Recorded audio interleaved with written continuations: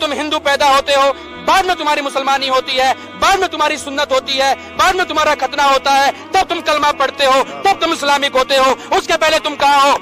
سچائی کو سویکار کرو، سچائی کو سویکار کرنے کی ہمت ہونی چاہیے، اتنا گٹس ہونا چاہیے، اتنی اوقات ہونی چاہیے، اتنا آتم وشواس آپ کو صرف ہندوؤں میں، بھارتی پرمپراؤں میں، ویدک پرمپراؤں میں ہی ملتا ہے، انیتھا کہیں اور نہیں ملے گا۔ جب پیدا انسان ہوتا ہے اسی وقت کیوں نہیں ختنے کے ساتھ پیدا ہوتا ہے؟ اچھا سوال ہے بھائی صاحب۔ اللہ سبحانہ و تعالیٰ اگر چاہتا تھا تو اس کے لیے آسان تھا کہ جب بچہ پیدا ہوتا ہے لڑکا تو اس کا پریپیوز ختنے کے ساتھ پیدا ہو سکتا تھا۔ سو میڈیکلی جب بچہ پیدا ہوتا ہے دس پریپیوز ایکٹس ایز اے پروٹیکشن، تو میڈیکلی اچھا ہے، پوائنٹ نمبر 1۔ لیکن پیدا ہونے کے بعد اس پریپیوز کو کاٹنا، ختنہ کرنے کے کئی فائدے ہیں، اور اس سے یہ پتہ چلتا ہے جب ایک لڑکا یا آدمی کی ختنہ ہوتی ہے اس کے بہت کم چانسز ہے to have cancer of the penis کے کینسر ہونے کے چانسز بہت کم ہیں۔ آج کی سائنس یہ کہتی ہے کہ اگر ختنہ نہیں ہوگا تو کئی بیماریاں پینس کی ہو سکتی ہے، they can be inflammation of the penis, کئی بیماریاں ہو سکتی۔ اور آج سائنس یہ بھی کہتی ہے کہ جس انسان کی بچپن میں ختنہ ہوتی ہے اس کو ایڈز کے چانسز کم ہیں۔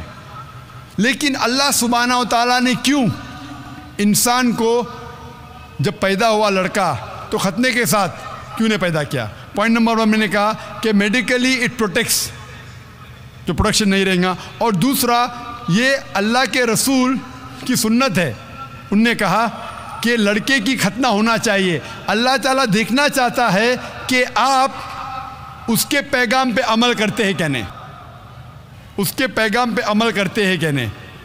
مثال کے طور پہ کئی چیز اللہ نے بنائی، زہر، آپ پوچھیں گے کہ زہر پینا حرام ہے تو اللہ نے زہر کیوں بنائی؟ اللہ تعالیٰ نے کہا ہے کہ آتم ہتیا کرنا حرام ہے۔ اللہ دیکھنا چاہتا ہے کہ آپ اس کی تعلیمات پہ عمل کرتے ہیں کہ نہیں، اس کے احکامات پہ عمل کرتے ہیں کہ نہیں۔ تو یہ بھی آپ کے لیے ٹیسٹ ہے کہ do you follow the teachings of Allah and his رسول اور ناٹ۔ بٹ ختنہ کرنا جیسا میں نے کہا فرض نہیں ہے، لیکن کریں گے تو ایک اہم سنت ہے، آپ کے بہت سے فائدے ہیں۔ Hope the answer the question. میرا نام شدیپ رائے ہے اور میں اسٹوڈنٹ ہوں۔ میرا سوال ہے کہ نان مسلم جب اسلام قبول کرتا ہے تو پھر اسے ختنہ کرنا ضروری ہے؟ بھائی کا سوال ہے کہ جب نان مسلم اسلام قبول کرتا ہے تو ختنہ کرنا ضروری ہے کیا فرض ہے؟ اسلام میں جب غیر مسلمان اسلام قبول کرتا ہے تو ختنہ کرنا، سرکمسیشن کرنا فرض نہیں ہے، بہتر ہے۔ یہ سنت ہے، سنت موقدہ ہے، بہتر ہے لیکن فرض نہیں ہے۔ اگر کوئی کہتا میں ختنہ کرنا نہیں چاہتا ہوں، کیا مسلمان بن سکتا ہوں؟ بن سکتے، لیکن بہتر ہے کہ کرے۔ کیوں؟ میں ڈاکٹر بھی ہوں اور میڈیکل سائنس یہ کہتی ہے کہ ختنہ کرنے کے کئی فائدے ہیں۔ مثال کے طور پہ آج کی سائنس کہتی ہے کہ اگر جو انسان ختنہ کرتا ہے اسے کینسر آف دا پینس ہونے کے چانسز بہت کم ہیں، کینسر آف دا پینس ہونے کے چانسز کم ہیں۔ جب ایک انسان کا ختنہ نہیں ہوتا ہے اسے کہتے ہیں پریپیوس۔ یہ پریپیوس کی وجہ سے کتنی نجاست رہتی ہے۔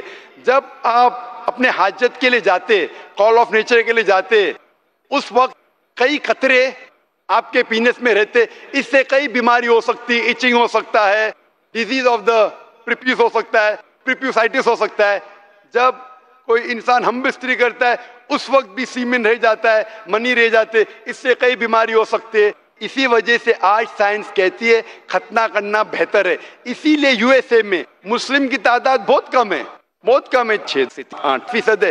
پھر بھی 50% سے زیادہ امریکہ میں جب بچہ پیدا ہوتا ہے، لڑکا پیدا ہوتا ہے، پوچھنے کے بعد اس کی ختنہ کی جاتی ہے۔